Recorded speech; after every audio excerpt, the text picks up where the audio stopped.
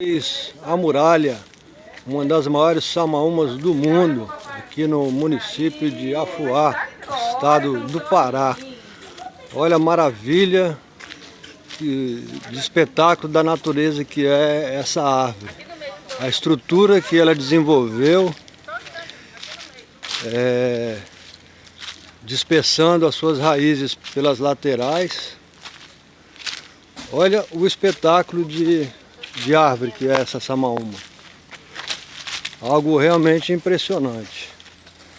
Deve ser registrado. Mas uma muralha de fato. E olha a altura da árvore. Fantástico. Olha, Dona Terezinha aqui, ó. E aqui acompanhando a gente um grupo do pedal, da URB. Nessa aventura que estamos fazendo aqui no meio da floresta amazônica.